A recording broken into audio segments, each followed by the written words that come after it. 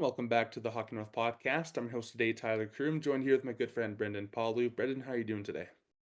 I'm well. Thank you very much for asking. Glad to hear. And it's been a pretty big weekend of hockey here in the north. The Prince George Cougars hosted the Victoria Royals. The Cariboo Hockey program had a lot of their teams in action, mostly on the road. The U18s being the only teams being playing games here at home. But before we delve into that, Brendan, how about you introduce our two guests for today? Well, we got two guests here, one from Fort St. John, one from Terrace. First one will be Dennis Robertson, the defenseman from Fort St. John. Took kind of the long route compared to Michael Gartig, who's the goaltender from Prince George. Dennis, similar to Mike, starting off in the Kootenay International Junior Hockey League before getting some looks in the BCEHL, and then landing a scholarship at an Ivy League school named Brown University, where he was the captain the last 2 years. Drafted by, of course, the Toronto Maple Leafs, and then spending several seasons in the AHL before going overseas. Myah, on the other hand, a Terrace product, as I mentioned, 1 year with the Northern Capitals before playing junior down in the Toronto area for 2 years, and then joining the UNB Varsity Reds in New Brunswick. So another action-packed episode with two Northern products here once again. Excellent. And those are going to be two really awesome interviews that we'll share with you in a little bit. Before we do that, how about back to you, Brendan, with our Northern Athlete breakdown? First, we'll go to the Western Hockey League. Scott Cousins of Prince George got recalled by the Kelowna Rockets in 2 games at home against the Prince Albert Raiders and the Vancouver Giants. Scott Cousins had one assist in the Friday game against Vancouver, which is a 5-4 victory for Kelowna. They also beat Prince Albert on the Saturday. Cousins also played in the Sunday matinee matchup for the Prince George Spruce Kings against the Salmon Arm Silverbacks. He assisted on the team's first goal as well. So a busy hockey weekend for Scott, playing in 2 different leagues over the course of 3 days. Miguel Marquez of the Lethbridge Hurricanes held off the score sheet this past weekend. Games against the Medicine Hat Tigers and the Regina Pats. He did not record a point. His teammate and Chetwynd product, Hayden Smith, 15 points in 50 games on the season. Hayden also going pointless on the third and the fourth, although Smith did record a goal on February the 1st against the Moose Jaw Warriors. Staying in the Western Hockey League, Caden Lindstrom of the Medicine Hat Tigers. He is also a Chetwynd product.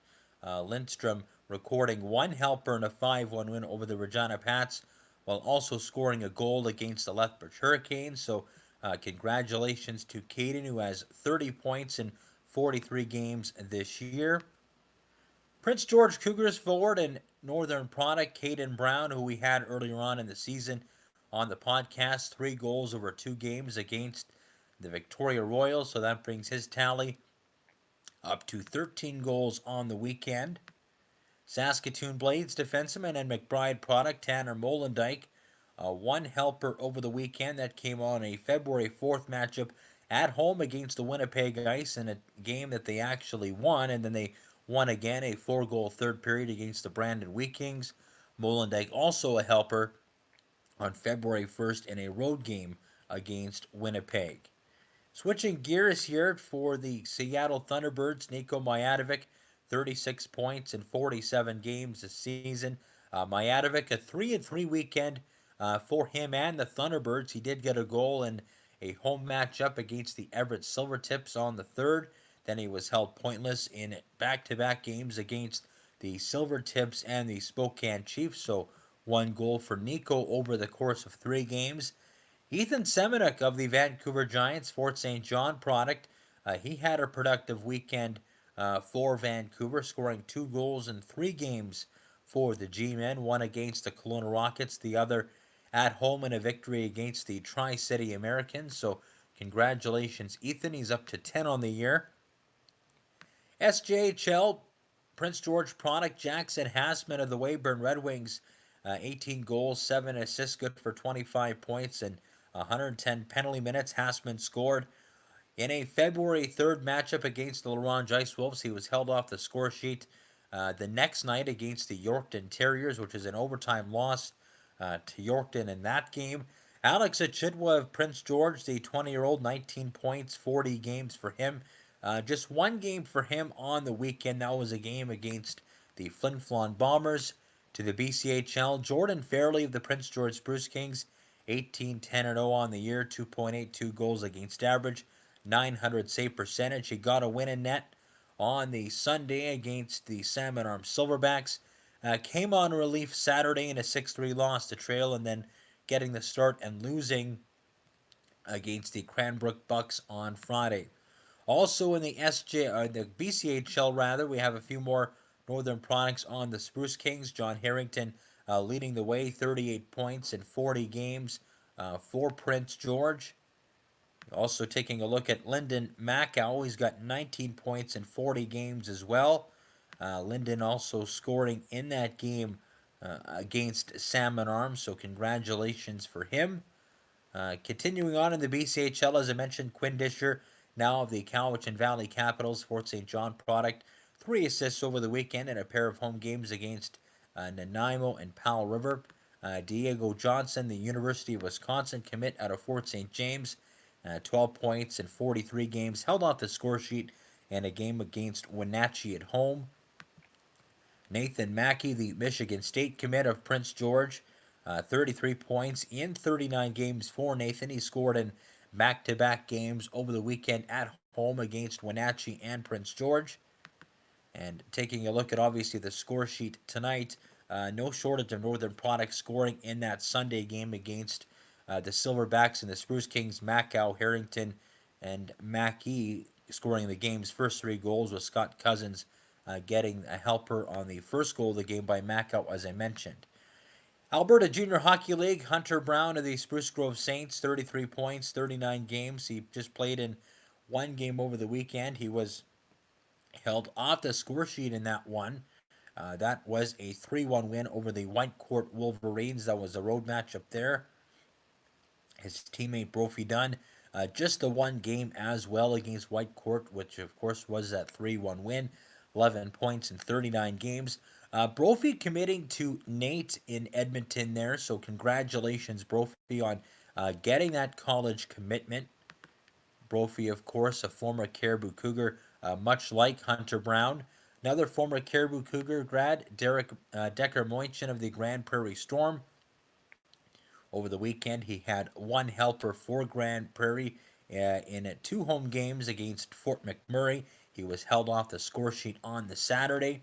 Canadian Sports School Hockey League, Ellie Woolette of the Okanagan Hockey Academy's female U18 prep team, the Fort St. James product, 6 points in 22 games on the season, including 1 goal against the OHA's U17 program. McKenna Lloyd Howe of Tumbler Ridge, the 2007 born forward, 21 points in 24 games. That was a goal and 1 helper against OHA's U17 program over the weekend. Grady Monson of the Rink Hockey Academy's Kelowna U15 program out of Terrace, 14 points, 24 games. That was highlighted by a goal and 2 assists over the North Shore Warriors on Sunday. Blake Riley of the Okanagan Hockey Academy's U15 prep side, the 2008 born player out of Quesnel, 6 points in 20 games.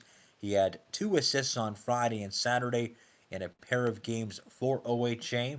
Ryan Christensen of Pacific Coast Hockey Academy, the 07 born forward out of Prince George, still stuck, got his 3rd goal of the season on Saturday against the North Shore Warriors for that U16 prep program. So congratulations, Ryan.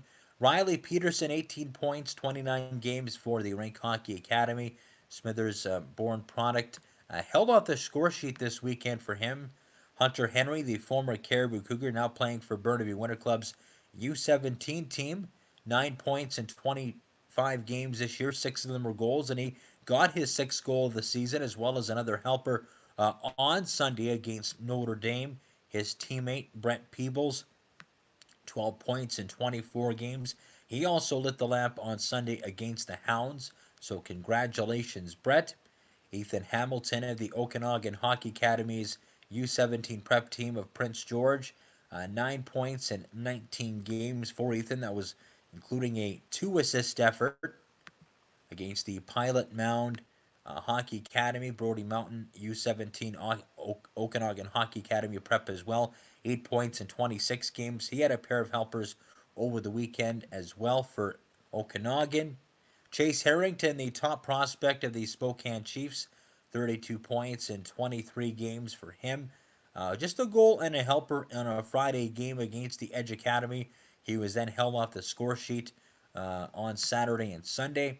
Cameron Schmidt, 18 points and 11 games for him for the Rink Hockey Academy down in Kelowna at the U18 level.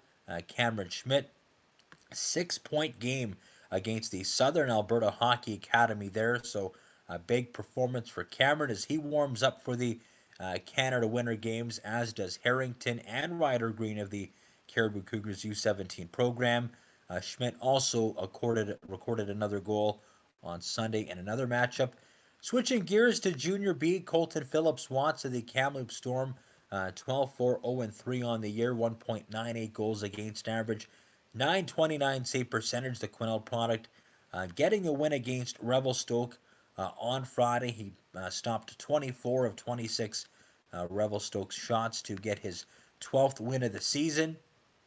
Dawson Davis of the Nelson Leafs, the Fort St. James product, 18 points in 39 games, including a goal on Saturday against Castlegar. So congratulations, Dawson. Osoyoos Coyotes, no shortage of northern prospects, or northern products rather, as Jack Henderson, 67 points, 36 games. Carter Yarish, 62 points in 32 games. Ethan Flores, the blue liner for Osoyoos, another former Cariboo Cougar grad, 19 points in 37 games for him. His teammate, Zach Leslie, 13 points in 29 appearances. And Kenny Giroux, 22 games on the year for the Prince George netminder. He's 13-5 with an even 3.00 goals against average, 904 save percentage. He also had a win over the 100 Mile House Wranglers on the Saturday, stopping 32 of 34 shots. Also in the KI, actually switching now gears to the Vancouver Island Junior Hockey League now. Chase Pacheco of the Port Alberta Bombers, the Kitimat product, still lighting it up down in the northern area of Vancouver Island, 41 points in 39 games. Pacheco just 1 assist on February the 2nd. He was then held off the score sheet on Saturday against Victoria. And there you have it. And that's your Northern Hockey Roundup here for another week. Awesome. Thank you very much, Brendan. And before we head into our first interview of this episode, we're going to do our Cariboo Hockey Weekly. And as we said, lots of teams in action over the weekend. We'll start with the team at home, the U18 AAA Cariboo Cougars. 2 close, hard-fought games, both ending up with the same result. 3-2 overtime losses, both to the Cougars. Unfortunate for them, as they're still in that playoff push here down the stretch. And I mean, the silver lining is you do get a point out of each game, but you sure would have loved to have 4 points total over the weekend. And the U17 AAA Cariboo Cougars were in the Okanagan playing the Thompson Blazers, and they lost both those games as well. And the U15 AAA Cariboo Cougars had 4 games going on this weekend between Friday to Sunday, and they went 0-4. And the U18 AAA Northern Capitals also went 0-2 this weekend against the Greater Vancouver Comets. Overall, not the weekend the Cariboo Hockey program was hoping to have. But lots to look forward to heading into this next weekend, as lots of games are happening here in the north, in Prince George, but especially the Friday night. We're going to be doing a feature game in Quesnel, so stay tuned for that on playfullscreen.com. And that is it for our Cariboo Hockey recap. And Brendan, I'll hand it over to you to lead us into the first interview. Well, our first chat of the night is Dennis Robertson, a defenseman out of Fort St. John. He played his minor hockey in his hometown of Fort St. John. He was a 2011 6th-round pick of the Toronto Maple Leafs, 173rd overall. Dennis playing in the OHA Hockey Academy for a year before going to the Summerland Sting, and then a 2-year stint in the BCEHL ended up in a scholarship at Brown University, where he was the captain and just a hard nosed guy, a smaller defenseman that had to find his way, so to speak. And he's definitely gotten the most out of his career and his hockey tenure. And it was nice to track him down out in Austria. It was a bit of a time difference there in terms of recording the interview, but without any further ado, here's Dennis Robertson of EZ Salzburg of the Austrian Hockey League.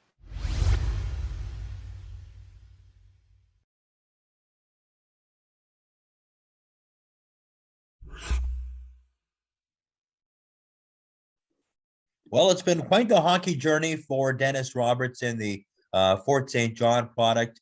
Now playing pro in Austria after several stops in between along his journey, whether it's the NCAA, American Hockey League, and now he's joining us here on the Hockey North podcast. Dennis, thank you very much for joining us. Thanks for having me. Well, Dennis, it's been quite the ride for you in the game of hockey, starting out in Fort St. John and then making your way to the Okanagan Hockey Academy, and then just finding your way through the junior ranks between the Kootenay International Junior Hockey League and the BCEHL. Just maybe talk about, first getting into hockey in Fort St. John, and then just finding your path later on in your teen years to kind of set up what you have now. Yeah, I mean, it's just one of those things that grew up playing since day one. We had a pond in the backyard, and that's how it always seems to start, and then playing for the Flyers growing up for all those years, and some great times. Some of my best friends were guys on those teams, the guys I still stay in touch with, although I don't really get back to town as much as I would like to. It's always fond memories looking back at those teams and those guys. And then, so I played 1 year of midget in the Okanagan Hockey Academy there down south. And that kind of spiraled into playing a year in the junior B as a 16-year-old and then junior A as 17, 18-year-old. And at that point, I mean, I growing up, I wanted to play major junior, right? You want to play for the Cougars or the Giants or, the Calgary Hitmen or something like that. But I was a little more of a late bloomer. So junior hockey and then the NCAA really, really helped me, allowed me that time to develop and then have a pro career as well. So it kind of worked out in my favor that it wasn't meant to be at those young times. Although I remember getting cut from some of those dub camps. Those were always tough moments, but it was good for the long run.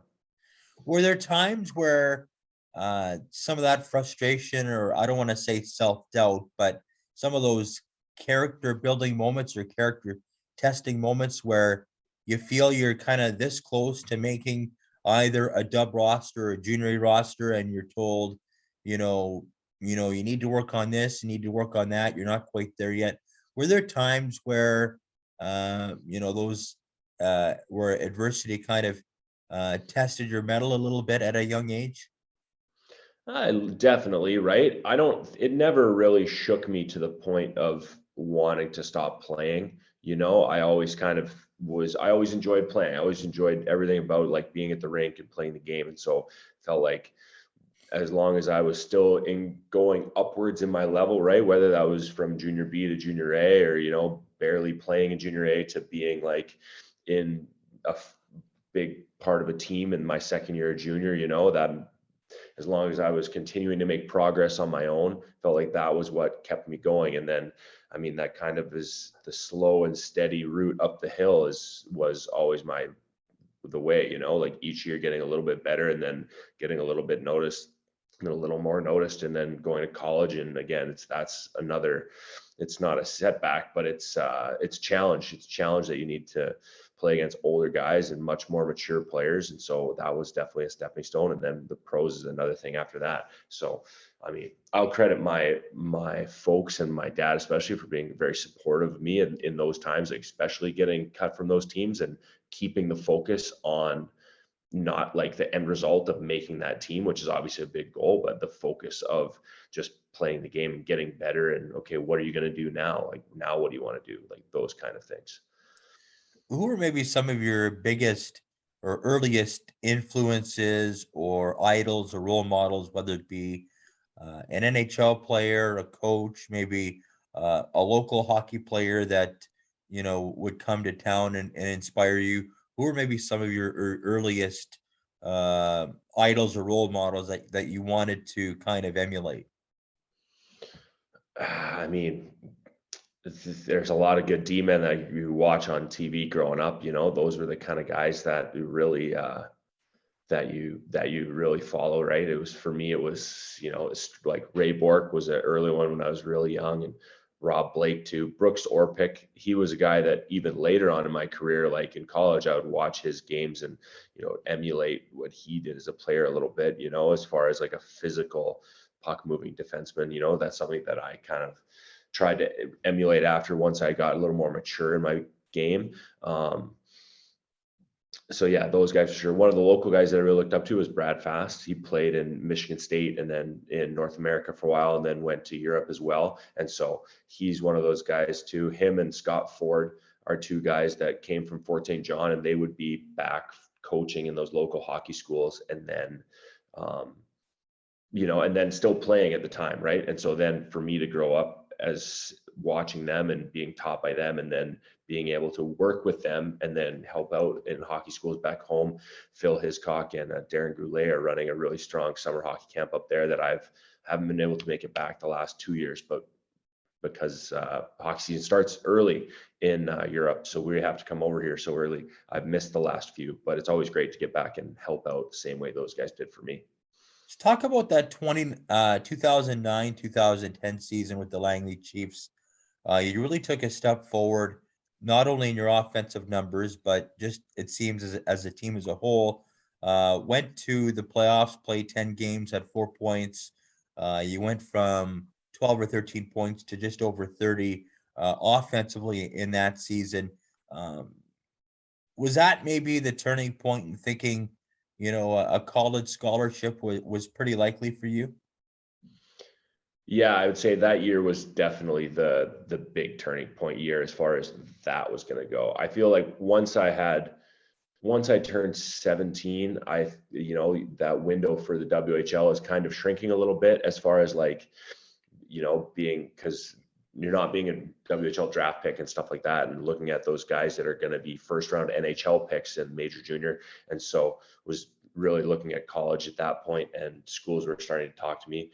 But I mean, it was just that first year to second year jump. You see a lot of guys make it just comfortable with the league. I don't know. You'd have to ask my coaches back in the day of how much of how much I actually improved at the time. But for me, it was more about the confidence going into your second year and then playing a bigger role in the team, right? Your first year, you're kind of, you see where you fit in, and had a little bit of a slow start.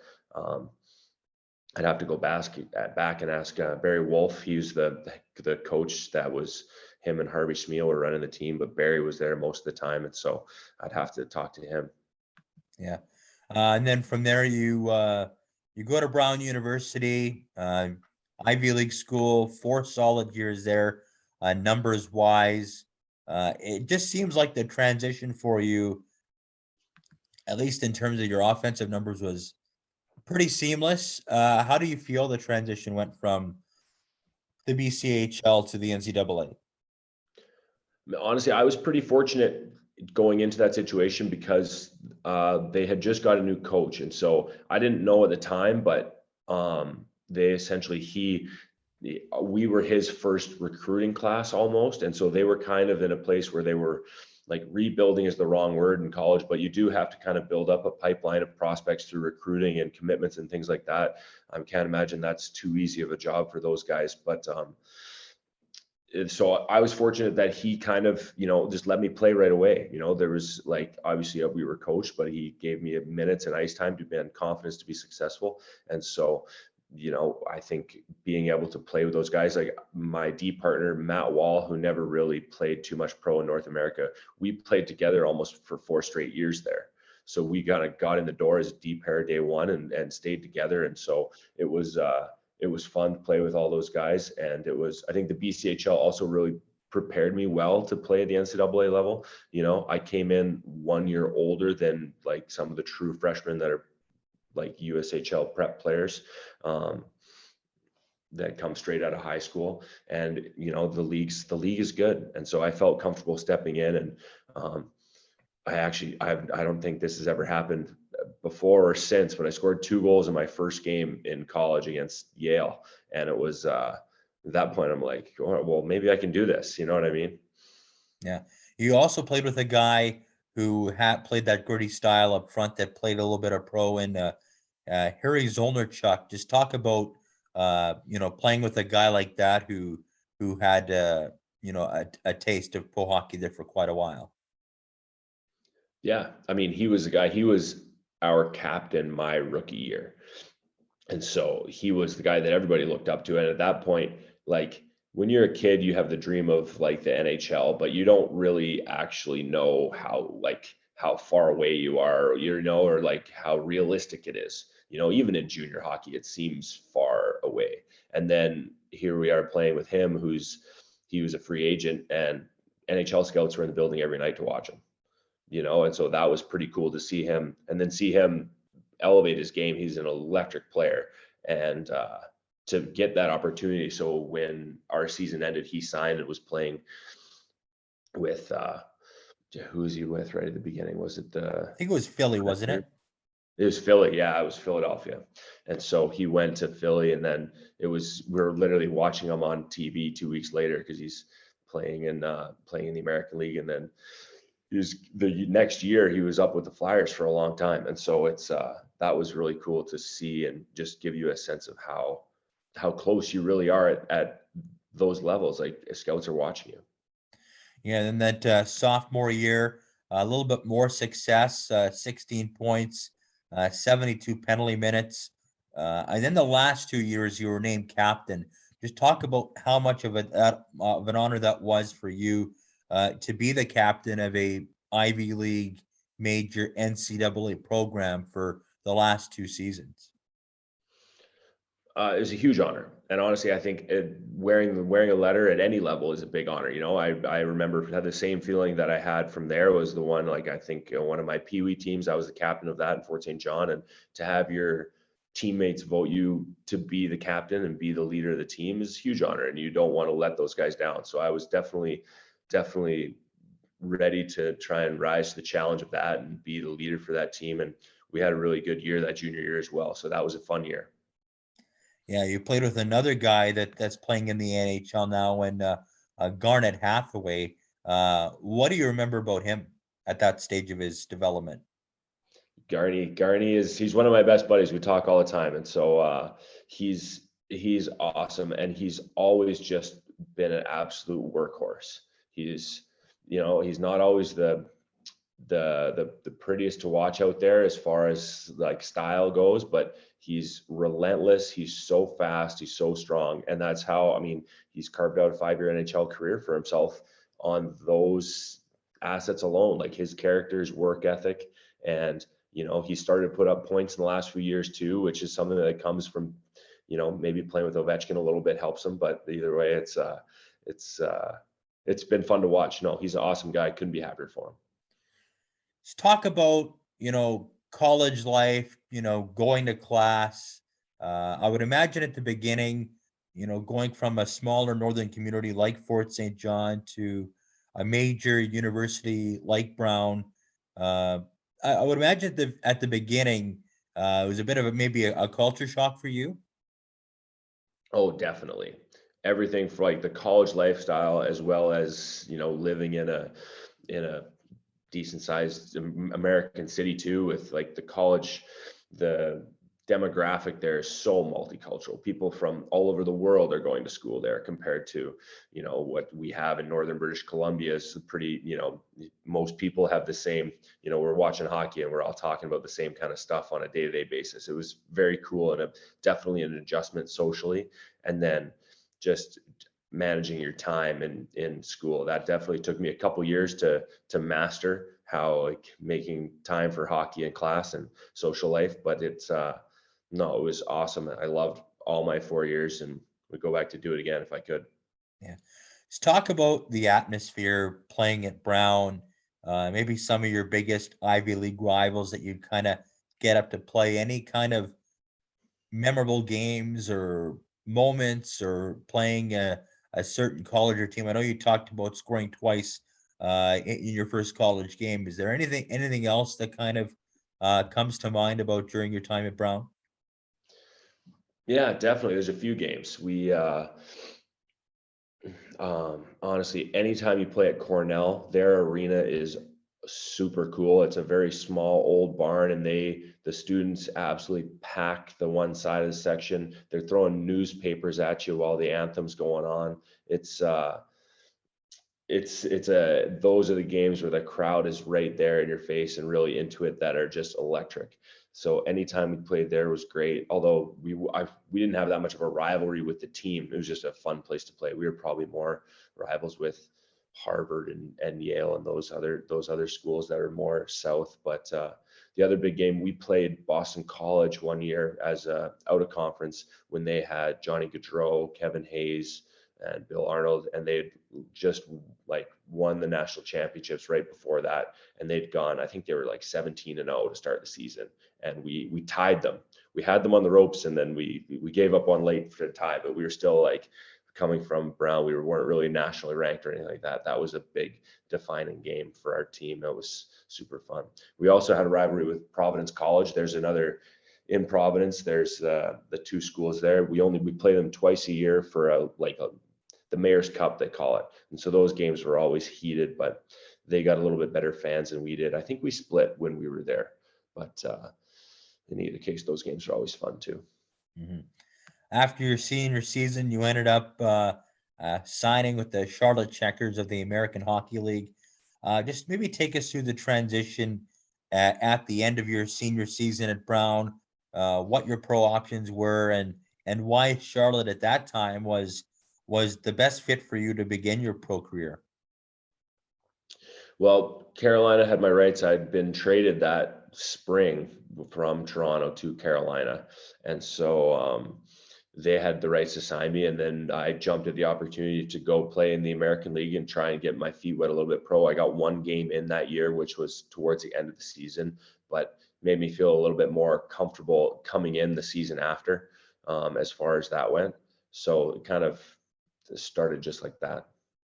Mhm.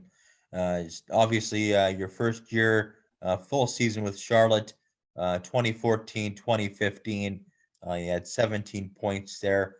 Just maybe take us through that first full season in the American Hockey League. And did you kind of feel like the transition was similar when you kind of made that jump from junior A to college? Was the jump kind of similar for you, or did you feel pretty comfortable knowing that you had played quite a bit in college your entire 4 years at Brown, and maybe the jump wasn't quite as high as maybe as you thought it would have been? Yeah, I think it was a tougher jump for me a little bit, in the style of game was a little different for me. It went from college I was playing a lot of minutes, and by the end of my time there, I had a really good handle on the league and the games that we played, and it was definitely a big jump to come in and then be a little lower on the depth chart and have to find your way again from what you were doing before. So I think that's the first couple of years in Charlotte were pretty tough to really be offensive. It's also, we had some good players on those teams, so it was fun to watch and learn. The first 2 years I had a really good coach as well, who was teaching me the pro game versus like the college and junior game. Not that it's bad, but there's the pro game, everything is is all the little details matter so much more than all those little mistakes. And so it definitely was an adjustment to learn how to play the game efficiently and be better. In that 2015-16 year, you actually split the season between Rockford and Charlotte. What happened there?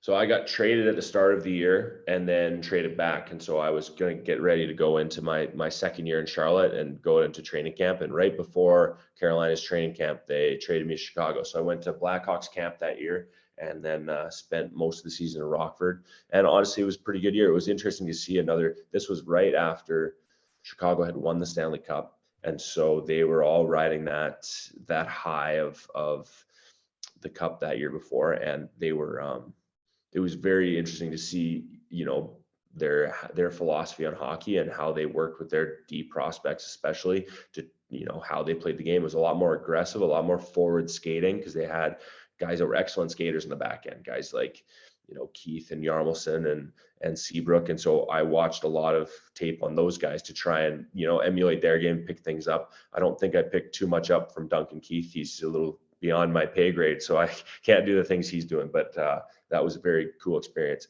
And then at the end of the year, I got traded back to Charlotte, who was trying to make a playoff push. And so the Checkers were looking to bring in somebody for their back end. And so I went over to Charlotte. Yeah. Was it kind of fun to kind of get that different perspective or different experience with Rockford, just in terms of their philosophy on how to play defense? That kind of, I don't want to say it was a bit of an eye opener, but it kind of give you a leg up at the AHL level finally. Yeah, I think it definitely helped. I mean, that's the thing about, if you get stuck in one silo for long enough, then that's all you're going to hear is the same thing over and over, and you can get stuck in the same way of thinking. So I think for my career, it was really good to learn from other people and to see some different stuff. And it was a fun time as well. So no, I think it definitely helped me to go there and back. Would I have liked to stay in Carolina and really have a shot at that second season? Some of those things are out of your control as a player, and so you just kind of have to go where it goes and try and work hard and make the next step. Then, of course, you spent 3 more years with the Checkers organization, making the playoffs each year after that. Just maybe talk about, those teams that you had that, finally kind of got into the playoff party there, and just kind of that group, because it was kind of in and around that time as well, where you see the Hurricanes slowly developing into the powerhouse you're seeing now with Rod Brindamore as the head coach and the core they have today. Yeah. And so the depth that they have, stems from the depth that we had through those years. Lots of their prospects came through Charlotte. And so those are fun years, playing on good teams and winning more games compared to the first couple of years, as well as, playing with good players and seeing those guys move on. We had a ton of good teams, and it all accumulated with that, with the Calder Cup win there in 2018. And that was, that year was, I almost came over to Europe the year before that, and then ended up staying for one more year. And I'm very glad I did, because we had that run at the end of there. Yeah, and I guess just talk about, you talk about the Calder Cup championship there in 2018, 2019. That opened up a few more doors for you. Ended up going to Italy to play in Bolzano for a couple of seasons. Were you just at the point in your career where you wanted a change of scenery or a bit of a different challenge? How did that kind of transpire and come about? Yeah, I think it was a little bit of that. I had always wanted to play in Europe. That's something that, watching Brad Fast come over, he played in Switzerland, and then I think in Korea too for a little bit. And, just as far as like life experiences go, I knew that I always wanted to come over to Europe and play. And honestly, it's been incredible. It's so rewarding. It's like the hockey's very good, and the lifestyle is great. My wife and I are going to take a vacation at the end of the season here. If we hopefully win it, we'll go somewhere nice like Greece or, somewhere that's close, so we can go on a little vacation and travel, explore Europe a little bit. So no, it's been good. But yeah, that last year, especially finishing on top like that I felt like that was the right moment to start, playing in Europe for a little bit. Just talk about, what hockey was like in Italy. And, I see you played against a guy that you played with a guy rather that had that WHL experience, and Anthony Bardar, who played, Prince Albert, Spokane, went the CIS route, got his education, and then went pro. Just maybe talk about, the hockey culture in Italy and how that's maybe unique to some of the other more traditional hockey countries, and just playing with a guy like that who kind of took the long route to get to the pro route, the pro way. Yeah, it's funny how things end up, how that worked out. We ended up on the same team. Although Anthony Bards is not a guy that I grew up knowing really well. He's a couple years younger than me, but he said he was playing in that in the dub and wasn't really looking to start playing in like the East Coast or lower. He didn't really have that much opportunity, so that's why he went to CIS, and he had his Italian passport too. So that's why that team. So that the team in Bolzano is also, it's in the same league that I am now. It's in the Austria, and so they're right at the northern tip of Italy. So the culture there is very similar to what it is here. It's very much you're in the mountains, and they take hockey very seriously. Their fans are crazier than a lot of fans that I played in front of in my pro career and definitely in college. So it's been fun. It was fun to play there for 2 years, and it was a great experience. Yeah, that stop over there in the Czech Republic before returning to the league you were playing at previously, now with Salzburg.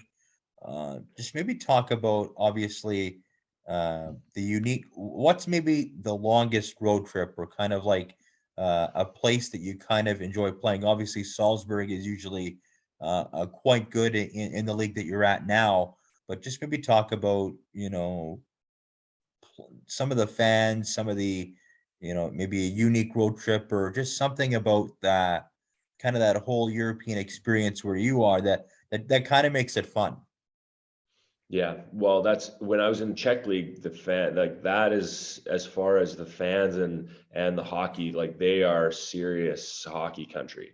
Like we had honestly, I had more sellouts than not there, besides the games that were like limited capacity for COVID, but 10,000 people in small town arena. And you go to Sparta and it's 20,000 in Prague, the team there. So those are always fun games. Got to play against Yager, although they're a new team. They're Yager and Thomas Plekanec were on the same team. They didn't draw a huge crowd, but that was pretty cool to play against a couple of legends.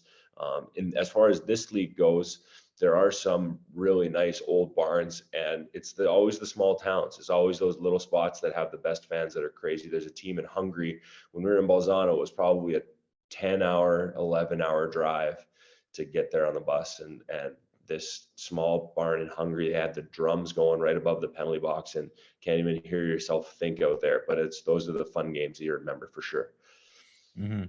And I guess just maybe talk about, obviously, you're back to Austria. What's it like living in Austria? You're right next to Germany and a couple other prominent countries there, kind of in that one little corner there of Europe. Uh, Pretty good work-life balance. Life's pretty easy, pretty laid back.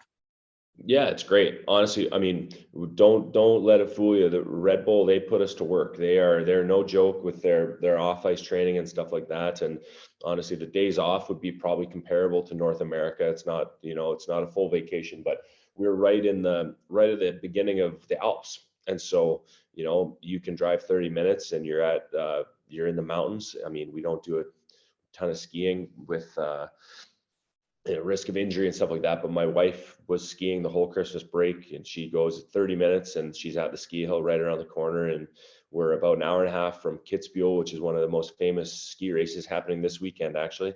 And so we can't make that, unfortunately, because we're on a road trip this weekend to Slovenia, the team in Ljubljana, which is supposed to be a cool city too.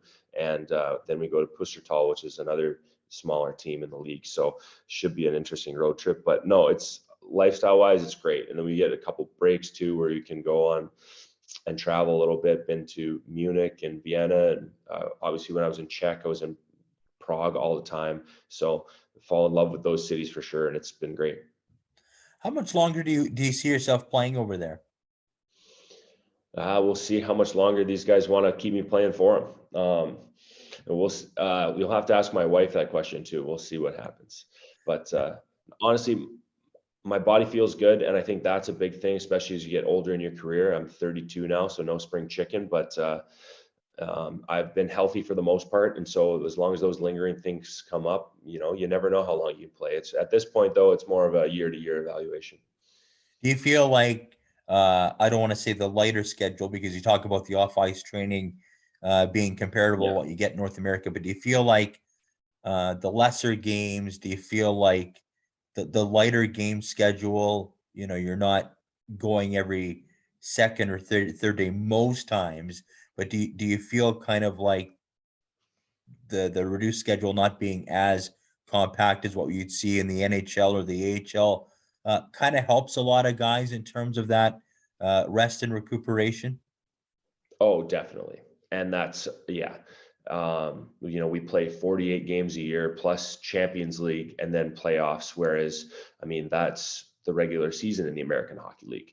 And not only that, but there's the travel's a little bit easier in North America. Also, you play 3-on-3s all the time. Like, you play a Friday, Saturday, Sunday, and that doesn't even start to get into the travel at, say, the East Coast level where those guys are on the bus for hours and hours. Charlotte, we were fortunate to have to fly. So the travel wasn't too bad when I was in Charlotte for the most part, but some of those other teams are tough. And so it definitely helps extend the career a little bit over here for sure. Well, Dennis, thank you very much for taking the time in doing this, and maybe we can potentially connect again in the near future. Thanks again, Brandon. It's my pleasure.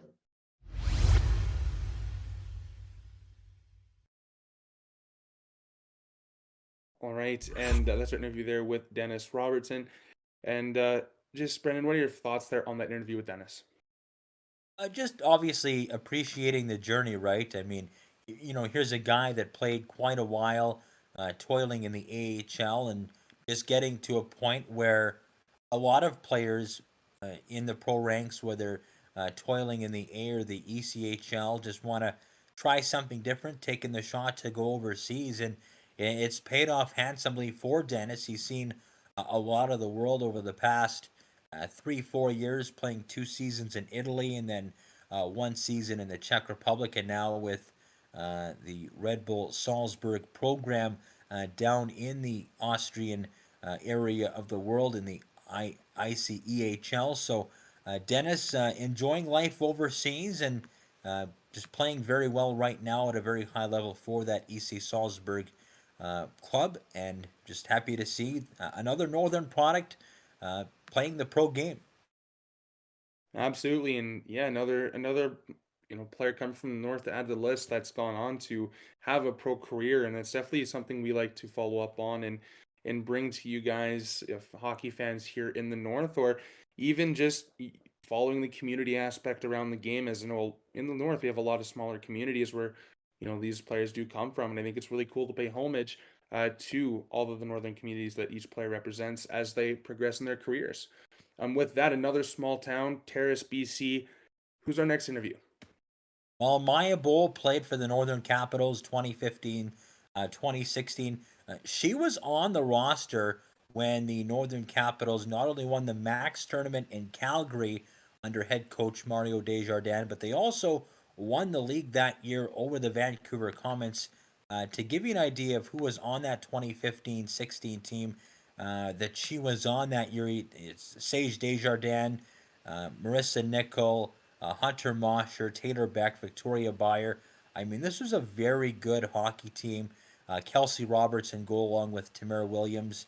And this was a very deep program that she played on that 1 year. She of an unorthodox route after that, playing for the Toronto Leaside Wildcats in the PWHL for 2 years, getting a rare opportunity there, and then now suiting up for the vaunted University of New Brunswick Varsity Reds women's programs out in the Maritimes. And it was nice to catch up with Myah to talk about the whole journey from minor to now out at UNB.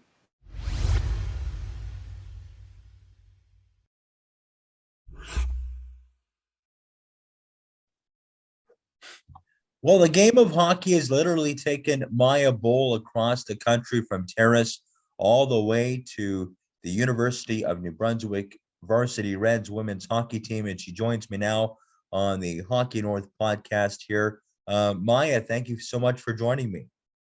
Thanks so much for having me. Well, Myah, you grew up in Terrace. You played for the Northern Capitals program before venturing to the eastern part of the country to pursue your playing days which of course lead you now with the Varsity Reds. Just maybe talk about growing up in Terrace and some of your earliest hockey memories out there. Yeah, so I started playing hockey, I think, when I was 4. I actually started with ringette. A bunch of kids on my street all started playing hockey, and they were all boys, and I always wanted to fit in and play with them. So that's kind of how I made the transition to play minor hockey with them. And then I played boys hockey until I think first year Pee Wee. And Mario Desjardins at the time, he was actually my coach for the Northern Capitals, but he was living in Terrace, and he started the female program for his daughters and a bunch of other girls their age. I was 2 years younger than Mario's daughters. So I kind of always like grew up admiring like the program and the women's female development in Terrace. So I was actually fortunate enough to be able to play with them in Bantam. And we eventually we won provincials and continued with that team. And then in grade 10, I made the move to play for Mario again with the Northern Capitals. And just talk about, making the move to playing for the Northern Capitals program. I'm sure it's not easy at a young age, moving away from home, going to a different city, and just being able to obviously pursue a passion, as it were. And but it was the right decision, as it opened up a lot of doors for you, and you had some on ice success in that 2015-16 year. Yeah, for sure. It was like a very nice move. It was close to home. At least my parents would come on weekends to watch games. My uncle actually lived in Prince George, so I was fortunate enough to have like that support. I lived with the Barlows, and they were lovely billets. And just like having the girls like around me, like they knew the way. They'd been there for a few years. I was the youngest on the team at the time, so I was like the little bit, like obviously the rookie. So they took very good care of me and made sure that I had everything I needed, and I was ready for every road trip and game. Now, in that year, you had 15 points in 30 games. You were a point per game player in the playoffs for the Capitals. What do you remember most about that 2015-16 year? I think the most memorable moment was when we actually won the league against the Greater Vancouver Comets. It was like a 2 out of 3 series. Then we actually won the first 2 games and ended it early. So I think just like that was probably the most memorable experience for me. And all those girls, like a lot of those girls that we won with, I also won provincials for the Terrace Bantam female team with also. So it was nice to just get to play with all those girls again and win a championship. Now, was that the same year that you won the Max tournament in Calgary, or was that the year after? That was the same year. So we actually had a very incredible season. We went into the Max, like excited. I was my first MAC tournament. So knowing that we had won that. And then I think the Cariboo Cougars had won the year before or couple years before. So it was pretty cool to go back to school the next couple days, knowing that we'd done the exact same thing the years following. Yeah, what was that whole experience like, going to the Max tournament against all those, really good teams from around the world, essentially, and coming out on top in the final against Edmonton there? It was pretty surreal. Obviously it's over Christmas time, so it's nice to spend that time with family and take your family with you to go watch at the tournament. And just like getting exposure to other teams. That was actually where I got recruited and first met my coach now at UNB, Sarah Hillwood. She was at the MAC tournament recruiting. So it's just kind of a cool experience to see like all like the college and university coaches in Canada and in the States to come showcase your talent for them. And just like it's like a big exposure tournament for sure. And then after the season with the Capitals, you took your talents to out east there to Toronto to play for the Leaside Wildcats for 2 seasons. Just maybe touch on what went into that decision and what was maybe intriguing about that opportunity for you. I was presented the opportunity by Coach Kim. I actually, when I was very young, I had attended a couple of her total female hockey camps in Vancouver. She used to travel across the country and put on the camps. And ever since then, I kind of just like fell in love and always had like a little admiration towards that program in the back of my head. And when she presented me the offer, I could not resist taking it and moving to Toronto. There was like 20, like we played, I think there was 14 teams. I'm not 100, 20 teams, I think. So many more teams in our league in the PWHL, and just like exposure and getting to play like the best, like some of the best girls in the country. It was just a no-brainer for me just to get that exposure and just grow my game even more. And of course, that meant another life adjustment going from Prince George to, a major international city like Toronto. What was it like to kind of live in that GTA area for 2 years? You're still a kid, you're still growing up, and here you are playing hockey in the country's biggest city.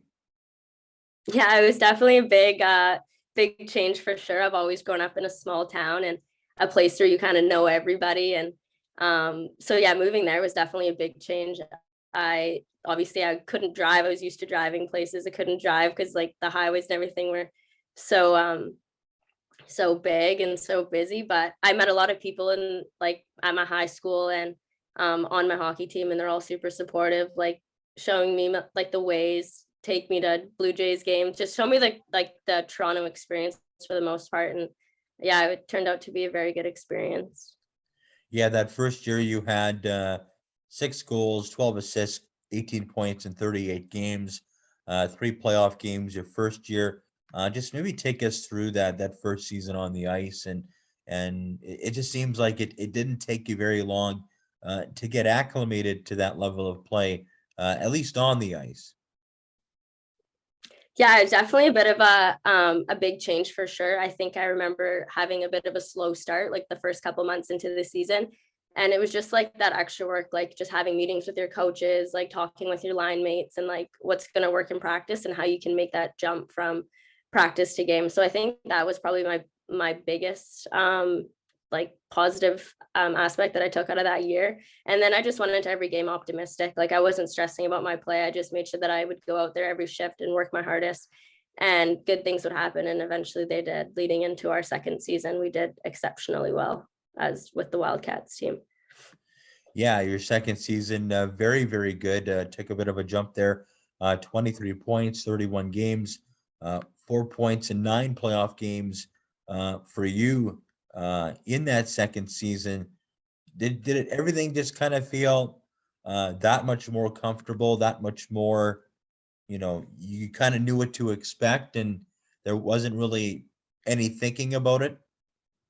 Yeah, for sure. Like there was a lot of girls that were returning the following year. So just having those relationships, and then also knowing like how it feels coming in as a first year, not knowing many people, just to make sure that our first years that are coming in felt comfortable, and like just trying to do whatever we can to make sure that they could perform at the top of their game. So then we were also being good role models and performing in our game. And I think just having that like good camaraderie like with our team, I think that really gave us a lot of success along with our coaching staff.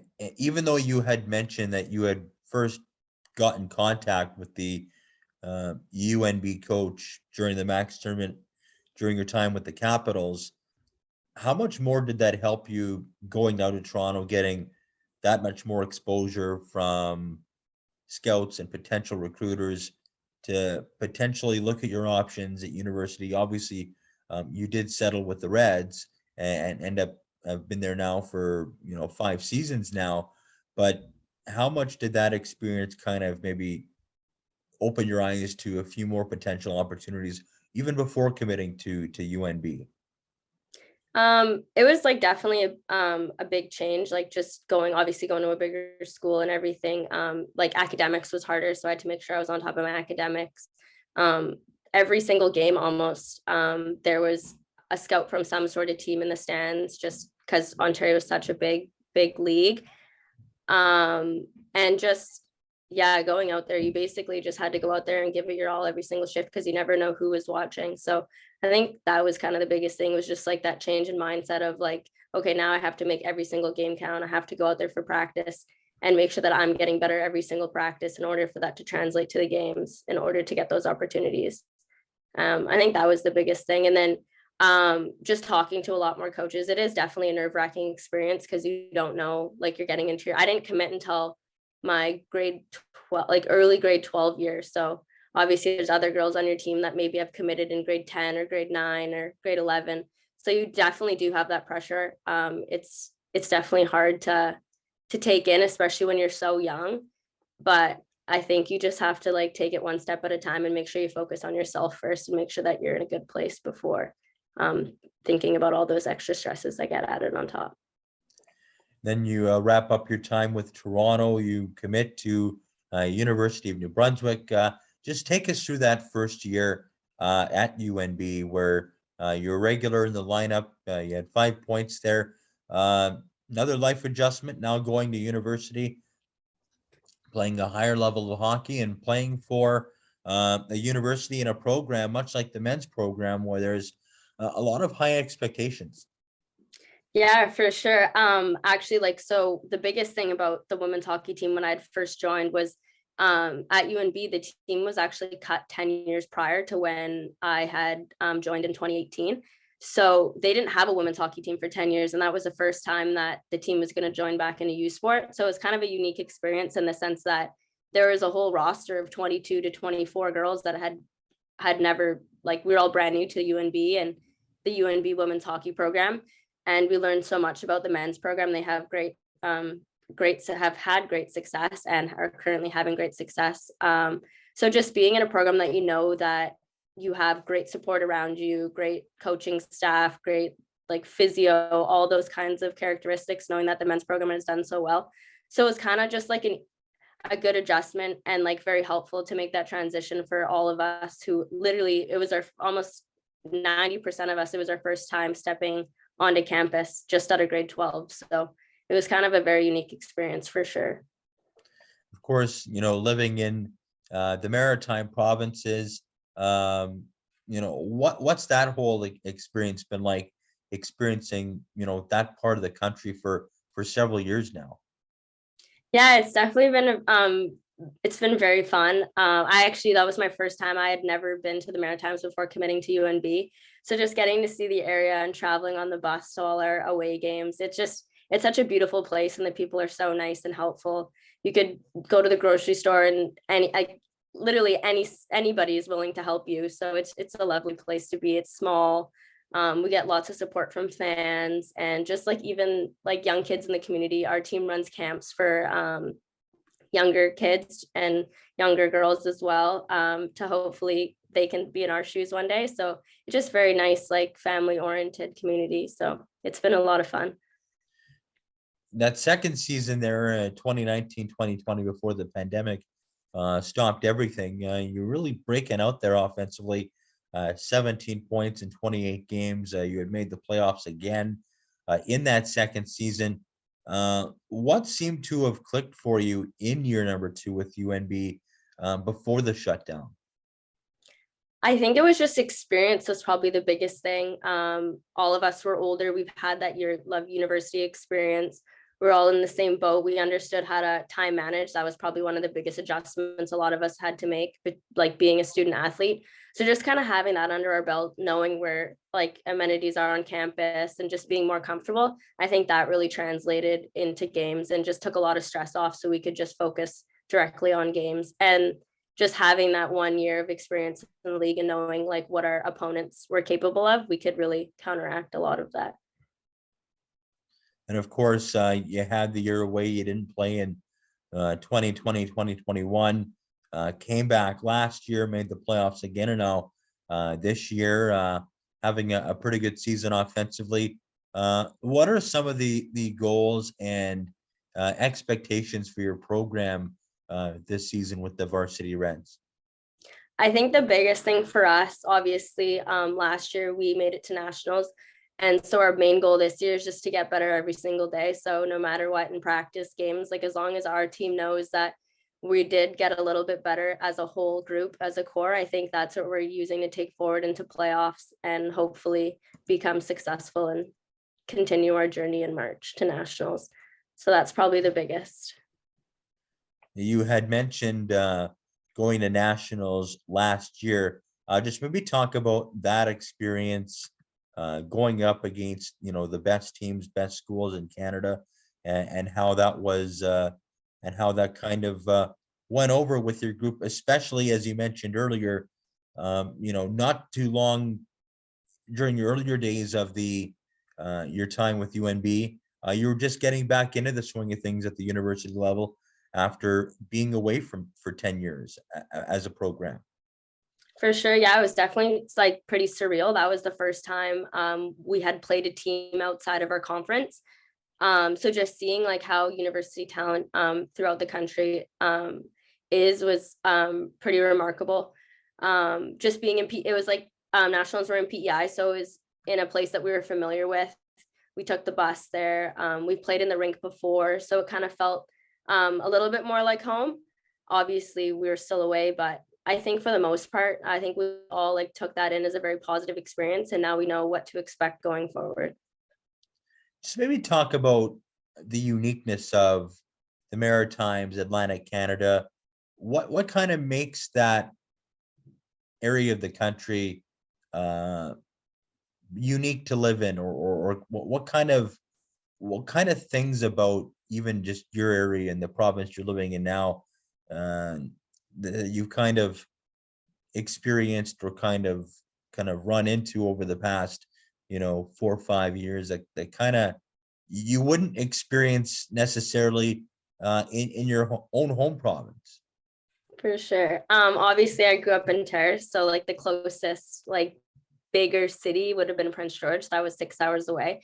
So I think what's really unique about the Atlantic is everything's fairly close. Like 4 hours is probably our furthest travel to go to Halifax, and then we also go to Antigonish where St. FX is. So I think that was probably the biggest thing. And just like the hockey community, everybody is super supportive. We have a lot of alumni and just so much support behind us, and just the community in general has been great, and it's really nice for us to be able to give back to them for all that they have done for us coming in. So just that tight-knit atmosphere, I think that's very unique in the Atlantic for sure, as long as the rest of the country. What are you studying at UNB, and what are your goals either academically or with hockey here? I'm in my 5th year of electrical engineering, so I'm hopefully graduating in May upcoming. So I'm very excited. I have a job lined up for beginning of July, so I'll get to go back home. I'm really excited. I've been away from home for almost 7 years now. So being able to finally just go back and settle down and see my family and stuff is really exciting for me. But yeah. Is there kind of like those range of emotions where, you're excited to go back home, you haven't seen your friends and family on a daily basis in the 7 years you mentioned, and you're also kind of sad because this enjoyable part of your journey is kind of coming to an end?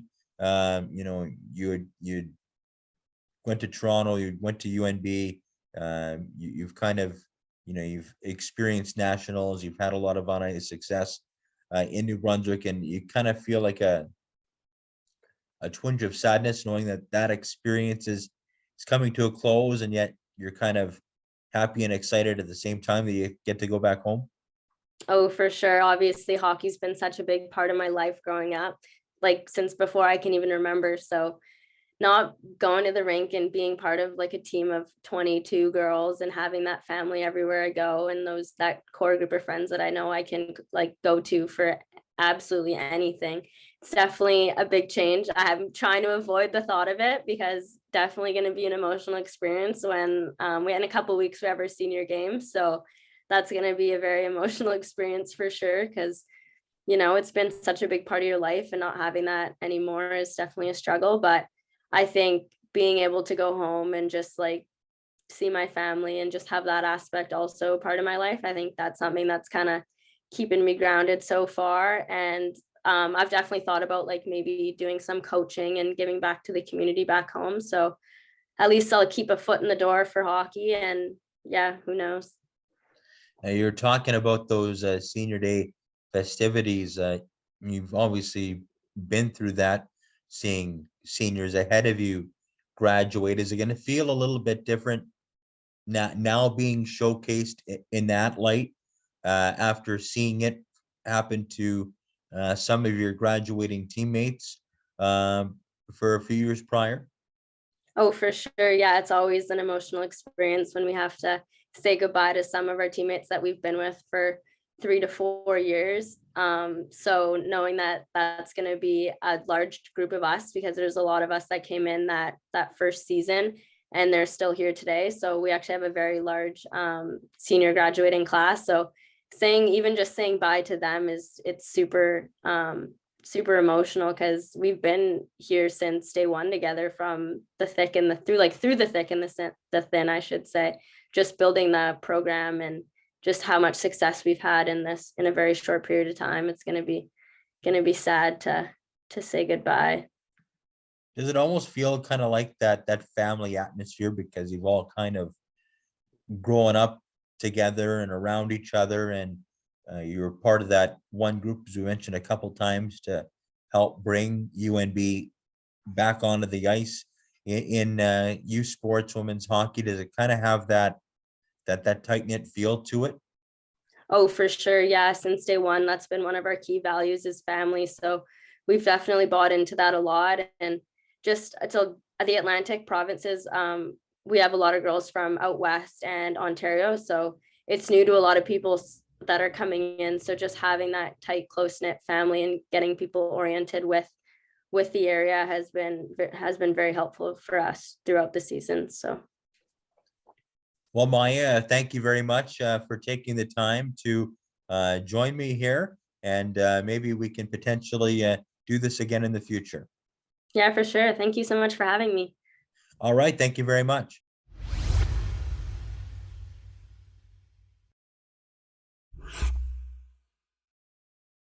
All right, and that was our interview. And Brendan, what are your thoughts there on the interview there with Myah?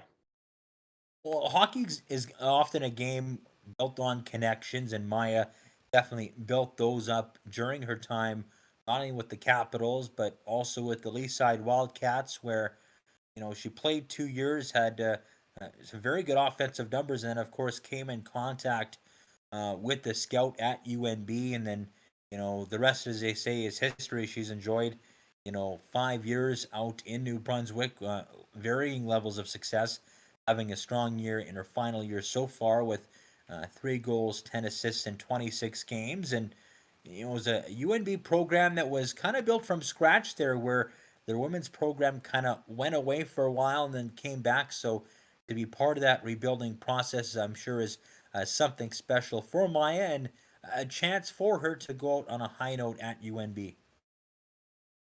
Definitely. And with that, before we conclude this week's episode of the HockeyNorth podcast, do you have anything more you'd like to add, or any notes there, Brendan? No, just another big hockey weekend coming up, as you mentioned.